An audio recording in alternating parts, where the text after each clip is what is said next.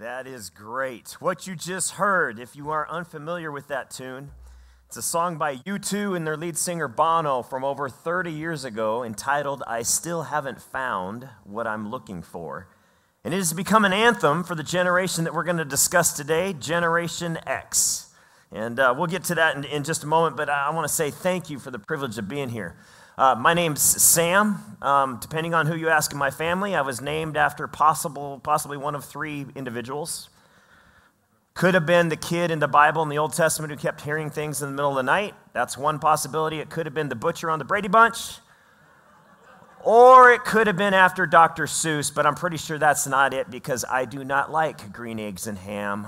I do not like them because I am Sam I am, all right? But my folks will be here a little bit later. You might catch them in between services. Maybe you can ask them what they were thinking. But hey, truth be told, it is a great privilege to be here. Tim has become a very good friend of mine and just a wonderful partner in ministry, and I'm so grateful for the privilege of being here and in his ministry to me, and certainly the ministry of Community of Grace.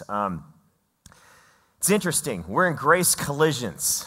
Last 2 weeks, Pastor Tim has talked about the silent generation, those born between 1925 and about 1945 or so, and then certainly you baby boomers out there that were born between about 1946 and 1964. You are one massive generation. You're huge. And then next week, we're going to continue with the millennials, which are another massive generation, some 80 million strong. And sandwiched right in between them is this little tiny, probably 40 million or so folks called Generation X, those born between 1964 and 1980, okay? And we are this almost tiny, almost forgotten, somewhat overlooked generation. And truth be told, if I was a church growth expert, and I was here today and I was advising, I would say to Community of Grace, just forget about Gen X. It's a waste of your time. Let them go. Don't waste your resources on them. Look forward to what the baby boomers will do toward the end of their life, and look forward to what the millennials will do, because Gen X will do nothing but give you grief. And here's why. Because we get labeled, and we hate labels. We really do. We really do. And I need to confess right off the bat, as Tim said, I am one. I was born in 1970, so you can calculate how old I am. Me and all of my Gen X friends are now middle age. We didn't think we'd get here. We were just commenting, we can't believe that song was done over 30 years ago, okay? I just had it on my Walkman the other day, okay? And so the truth be told, we can't believe that we've arrived here with these labels, but stereotypically, and if you're a Gen Xer here today, I don't mean to label you if this is not you, but stereotypically, this is who we are as a generation. We're a little bit sarcastic. We're a little bit jaded, a little cynical, certainly untrusting, certainly, lacking a little bit in self-esteem. We'll get to that in a few moments. We're pretty sure that the glass is half empty. In fact, we can prove it on most days, okay? That's the stereotypical thing that Gen X gets. Yes, we're the first generation to go up with that microchip thing, the computers and technology, and we're very creative, and we've got lots of those gifts. That's why we have things like Microsoft and Apple and those sorts of things. So we've got some stuff to add, but when you get right down to it, we're a little bit cynical, a little bit jaded, and all that. So the question is, how did we get this way? So let's go through a little history lesson really quick if we can, okay? Those of us in Gen X were born into a world where Vietnam was on everyone's mind, okay? Whether the conflict was still going or it was just in the aftermath, most of us in Gen X were born with Vietnam on America's collective conscience, okay? And without going through all of the historical things, to speed right along, we got to the late 70s. I remember sitting in a car, and I wasn't seat belted in. I was actually in the back window area where my parents used to stuff me, okay? And we would wait for gas in big, long lines, for those of you that remember the gas crisis of the late 70s. And then I remember as a kid crying when Isaiah Thomas was not going to be able to play in the 1980 Summer Olympics because our president decided to boycott the world's biggest event. And so some of those things took place. As a kid growing up in Seattle, yes, I'm one of them. I remember May 1980, and God shook the earth, and this thing blew. And I remember praying and praying and praying that the winds would blow north so the ash would come our way and we could get out of school.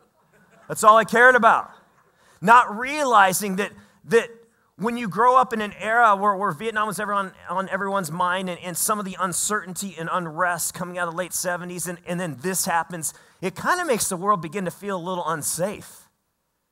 And certainly that becomes a theme in Gen X. Well, from Mount St. Helens, it wasn't long thereafter that I was at Billy Hager's house across the street listening to his dad's Beach Boys records. And I remember his mom coming in saying, "Boys, you need to see this on the television because President Reagan had just been shot at by John Hinckley." And what was interesting about this is not the same as the JFK assassination. I don't want to put it in that context. But what was interesting about this is all of a sudden now, Gen Xers are growing up in a complete media-driven culture. And so this becomes covered and covered and covered. And it wasn't just by Walter Cronkite. It was by all sorts of folks across the TV spectrum. And so for the first time, we're seeing things play out on our screen, if you will, in real life, real time, and replayed and replayed and replayed. And so that's the images with which Gen Xers are growing up with. An image where the world just seems somewhat unsafe. But if there's anything that made the world unsafe for those born between 1964 and 1980, it's this: the Cold War. That endless nuclear armament thing. Who could build the biggest missile silos? Who could blow up the world more times over than the other? I remember having the debate in class, in school, as to the ethics of a first strike. I remember having this. And I remember just growing up scared because Hollywood kept producing movies on what it would be like Red Dawn with Patrick Swayze. Man, that was terrible. The Day After, a made-for-TV series on what would happen after all the nuclear weapons were dropped, and those of us that were left. And I remember just thinking all it took was some guy with an itchy trigger finger to start this whole thing. And I remember as a teenager growing up scared. And then, right when we started turning the corner on technology and thinking, you know what, maybe that's the solution to everything, I was sitting in my sophomore computer class learning how to program on DOS. Okay? When the principal came over the intercom and announced that the space shuttle had just exploded. And I remember thinking, how could this be? Our best and brightest worked there. These are the smartest people we have. I remember, in my immature teenage years thinking, how could this be? This makes the world feel even more unsafe now. I remember being scared. And then, from there, there's lots of world events, and we won't cover them all this morning, but certainly when the Berlin Wall came down and the whole Cold War escalated to new heights, and all of a sudden there's a new political reality, and we started shifting some of our focus and whatnot as Reagan and Gorbachev started working out some things. All of a sudden we had this gulf that we had to look up on a map and be concerned with. And in the midst of all of this was kind of paying the price for the way that all of us had lived our lives. There was this thing called AIDS that we had all heard about. We were being taught about in school. But confessionally, we all thought AIDS was for a certain type of person. That would never happen to me. And then Ryan White, that young boy, contracted AIDS through a bad needle in a hospital. And then all of a sudden, Magic Johnson announced that he was retiring from the NBA and that he had HIV. If Magic could get it, it could happen to anybody, which for us Gen Xers further proved the point that the world is not a very safe place. But if world events were kind of the shapers for Gen X, what really happened, it's one thing to watch it on the screen and see it out there. It's a whole nother thing to see it in here being the home. Here's the interesting part with Gen Xers. They have two really unique things. Number one, lots of us grew up with a key. And that key we would have in our pocket because when we came home, no one was there. We were the latchkey kids, okay? And we came home and we'd let ourselves in and we would entertain ourselves. Because our late silent parents, early baby boomer parents, were off doing what you all do. You guys were conquering the world. People working out of the home, people changing the world, people doing all sorts of great stuff, but we would just come home and no one was there. And then we experienced something that no one else in human history had ever experienced, and that was skyrocketing divorce rates. For the first time in human history, we were growing up where divorce became very, very, very acceptable. And so what happened was for lots of Gen Xers was this kind of going from this house to this house to this house to this house. Now you had 2 keys to let yourself in and do your own thing. So we had to get very creative. And our generation is extremely creative, okay? Which is why we turn to entertainment. And we turn to lots and lots of very unique movies and films. Here are some of them. I'll just throw some of them up there. But if you're a Gen Xer in here today, let's fully confess. We had a string of teenage movies in the 80s that were awful, that we all watched. Can't Buy Me Love, St. Elmo's Fire, 16 Candles, and that real classic with Michael J. Fox, Teen Wolf. Okay? I won't ask you to raise your hand if you watched it because that would be awful. That sin cannot be forgiven. Okay? But the truth is we would entertain ourselves because we were home alone and we'd do our thing. But it wasn't just what Hollywood produced. It was also our music. Coming out of late 70s, we had the Eagles, Led Zeppelin, Steve Miller Band, and all that. And then Kiss hit the stage. Never mind that they couldn't sing. They just looked cool, okay? You could have your Kiss lunchbox, your Kiss thermos. You could have all sorts of things Kiss. And we had all sorts of others. We discovered that if you took a big can of Aquanet and you sprayed your hair all up, you could be a rock star.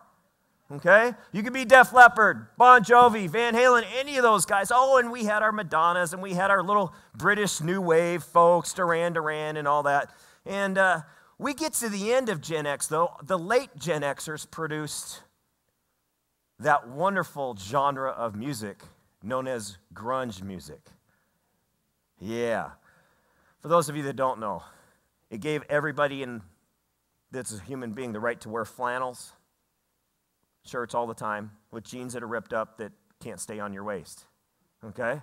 And we screamed loud guitars and screamed jaded, cynical, sarcastic lyrics into the microphone. And we came up with Kurt Cobain and Nirvana, Soundgarden, Pearl Jam, Alice in Chains. And that was our contribution thus far to society. Yes, we did it. It's on us, okay? However, we didn't do any of that until we produced the greatest selling album of all time, Thriller. Now, let's get one thing straight. That guy's a boomer, so he's one of yours. Okay? So let's just get that straight. But truth be told, when we took our key and we went home, for as much as our parents were trying to raise us, you know who else was really trying to raise us?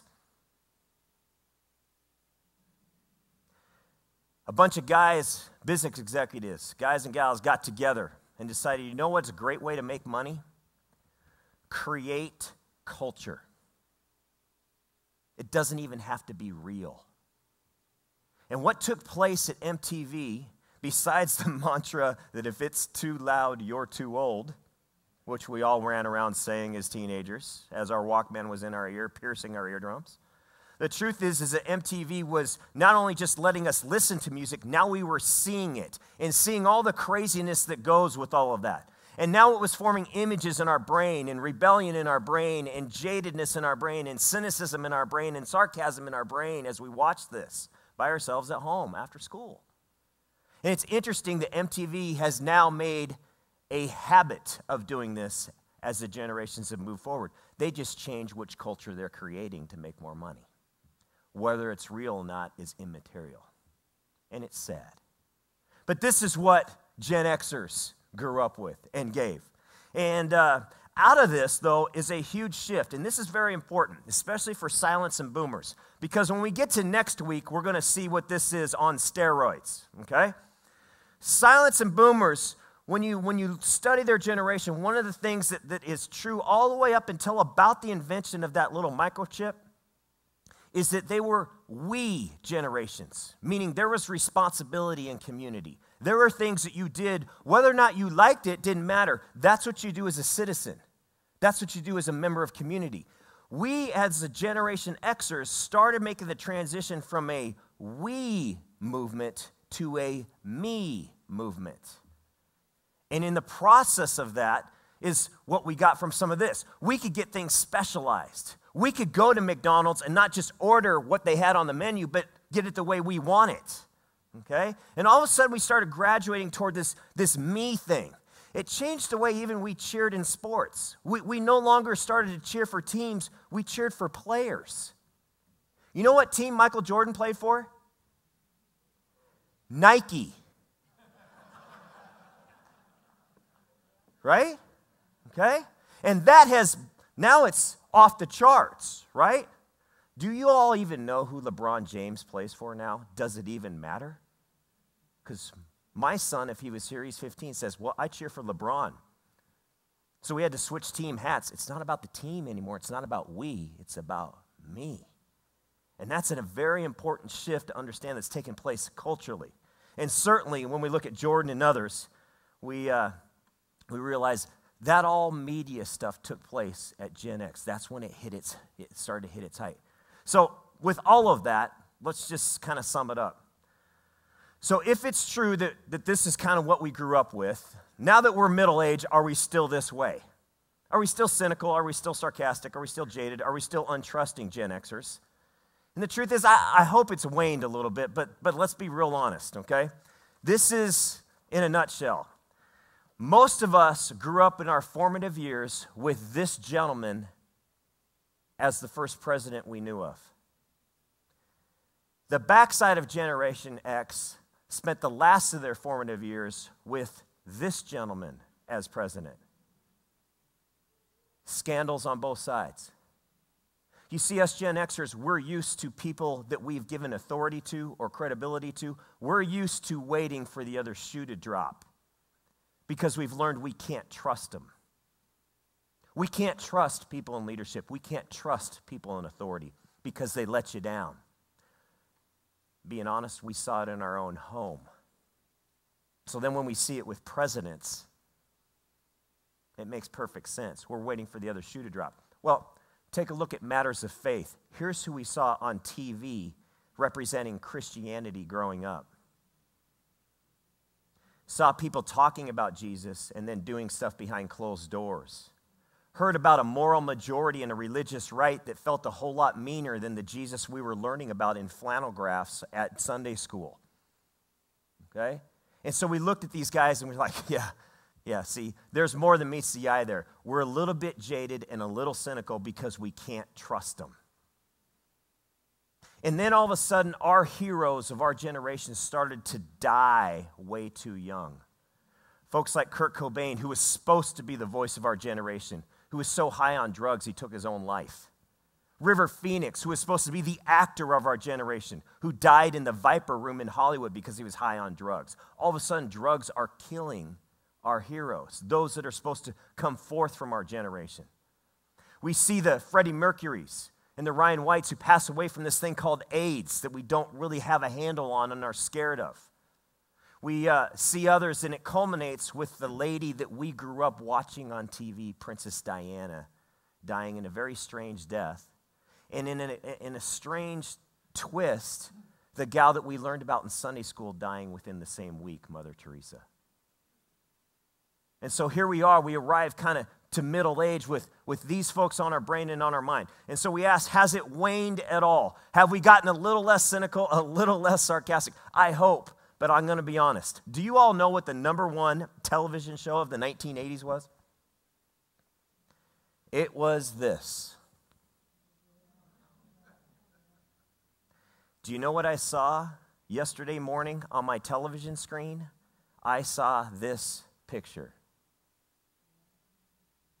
Now, I don't know what's all going on there. All I know is for a Gen Xer, we look at that and go, even our collective dad, Cliff Huxtable, apparently had some other things going on behind the scenes. You see, you just can't trust anybody or anything. So what does that leave us? This little tiny generation that is growing up with this untrusting, glass half empty, jaded, cynical view of life. Where does that leave us? Where does that leave the church? Where does that leave Community of Grace? Where does that leave us Xers in terms of how we integrate and fulfill our mission in the church? Where do we go from here? What is God calling us to do? Who's God calling us to be? Now that we're middle-aged, what do we do? How do we engage the other generations? Well, in times of crisis, Gen Xers turn to the voices that totally got them during their growing up years, and certainly into their young adult years. And so to frame the conversation of how Gen Xers need to engage the church and how the church needs to engage them, let's turn to the cast of Seinfeld, because they get it, okay? Let's watch this clip real quick, and we'll get right back to this. Let me talk to Community of Grace Church for a moment before I speak specifically to my fellow Gen Xers. What can the church do to engage Gen X? Well, here's probably the first thing is don't squeeze us out, please. Don't listen to the church growth experts who say just forget them and move on. Because too often we feel like George Costanza. We feel like we followed all the instructions, and now we're trying to re-engage a community because we've never really been good at engaging community because we really never had one, but we desperately want one badly. And so we feel like we get up to the front of the line and we order soup, and we get to the register as we've stepped into church, and then all of a sudden someone says, yeah, but you don't get any bread. And when we get over our self-esteem issues and self-conscious issues from being home alone, growing up all those years, and we say, but I deserve some bread. And then we're told, nope, no soup for you. Right, wrong, or indifferent. That's how lots of Gen Xers feel about the church. That's why they left and didn't come. But that's why now at middle age, they are starting to experience kind of a movement of revivalism, if you will, spiritually. They know they're missing something. They know they haven't found what they're looking for. And so all of a sudden, I would say to the church, don't squeeze us out. Don't be the soup Nazi. Allow us to come and dip our toe into the water and say, look, we get you, Gen Xers. We understand, okay? The second thing the church could do is just, and this is easier said than done, is to totally be a safe place. Because a lot of us that are middle-aged and Gen Xers still believe the world's an unsafe place. And we've been looking for a community to belong to that could be safe, where I can be real, I can be who I am, and have it be okay. But in the context of loving relationships, challenge me to be who Jesus Christ called me to be and created me to be. You know what I've heard about Community of Grace? That's exactly who you are. And I thank the silence and the boomers who have set the stage for that in this church to allow me and my fellow Gen Xers to be a part. Thank you, because we need it. I don't like feeling like George Costanza. But Gen Xers, let me speak to you for a moment. Those of you in this room born between 1964 and 1980. There's a verse in the Bible that we need to embrace, and we need to embrace it well. It's actually a few verses. It's found in Hebrews 12. And I'm going to read it to you from the Message, a good Gen X paraphrase that we came up with a while back.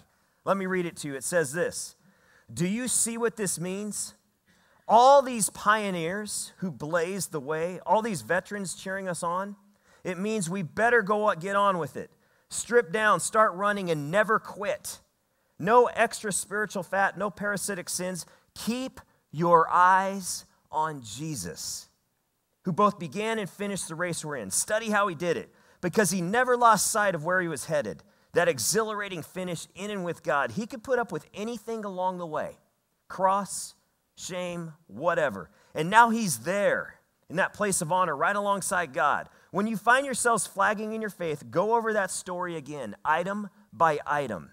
That long litany of hostility he plowed through, that will shoot adrenaline into your souls. Gen Xers, It's time for us to stop standing on the sideline, pointing out all the reasons why we shouldn't get in the game. Pointing out all the flaws and all the systems that we see. Not trusting those in leadership. Yes, there's a thing called sin, and yes, people mess up, but Gen Xers, it's time for us to get in the game. It's time for us to be a part of a body of faith that has been handed to us by those that have gone before.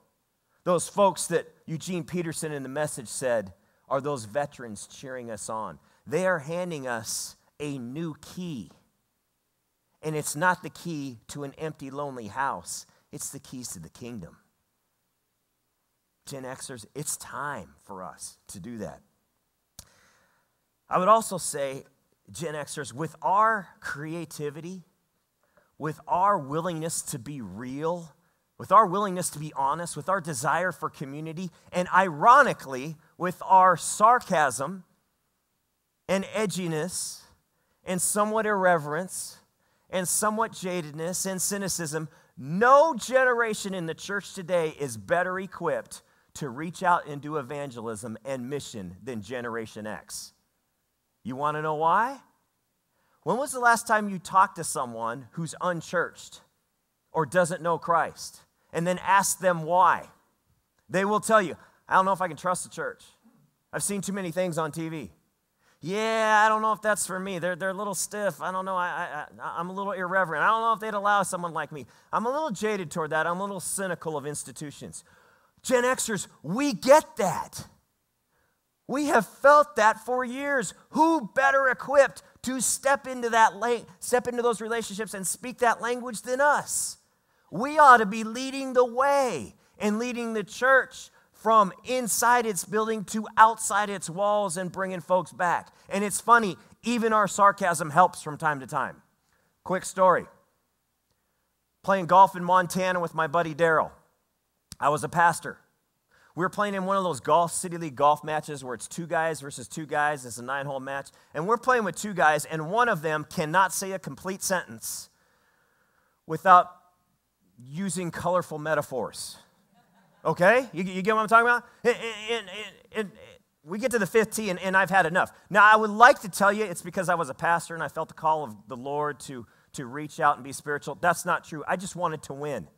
Okay? And so as he teed his ball up on the 5th tee, I looked at this guy, and I said, hey, man, what do you do for a living? And he said, I'm a plumber. And he got his driver all ready to go. And you know the only reason a Gen Xer asks that is because they want to be asked it back. We're manipulative like that, okay? And so, of course, he asked me back, what do you do? And as he's addressing his ball, I said, I'm a minister. Took his club back, swung at it, snap, hooked it out of bounds. Worked again. Okay? And he did what all unchurched guys that don't know Jesus do when they do something like that. He said, oh! And I won't say it. But it was colorful. Okay? And then he does what all unchurched guys who don't know Jesus, who say that in front of a minister. He said, I'm so sorry, I didn't mean to say that, my bad, I didn't mean to offend you. And in one of those moments where the Holy Spirit can only give a Gen Xer the right sarcastic words to say, out of my mouth I said to him, don't worry about it, bro. If I had your golf swing, I'd say the exact same thing. And he looked at me and he said, he was stunned. He's like, did you just talk smack to me? I'm like, yeah. He's like, a minister just talked trash to me. And I said, yeah, kind of tells you where you are in the food chain, doesn't it? Now you look at that on the outskirts, but you know what happened after that? He and I walked the last 4.5 holes together, play golf. You know who showed up at church on Sunday? Like I said, I wish it was because I was spiritual. I just wanted to win, and the sarcasm flowed forth because that's who we are. But it's interesting that when we're willing to step into Xers, relationships, and language that we understand to relate to somebody else, that's when we're being who the Lord has called us to be at this time and in this place. And Community of Grace, I would dare tell you, the best thing you could do to reach those middle-aged folks now is to be Jesus in real life, in real time, and in real spaces. That's how collisions of grace can happen with this Gen Xer crowd. And I promise you this, they will find exactly what they're looking for. Let's pray. Lord Jesus, thank you so much for this opportunity today to come and be a part of a vibrant community of faith that deeply loves you. God, at the end of the day, I would ask for my fellow generation mates that they would embrace that it's time. It's time for us to be a part of what you're doing in your world. And God, it's not that we haven't, but maybe we haven't fully engaged because of our own cynical nature. God, but it's time for us to shed the old and put on the new. Thank you that we can do that in a body of faith called Community of Grace. And thank you for the privilege of being able to live up to that name. In your name.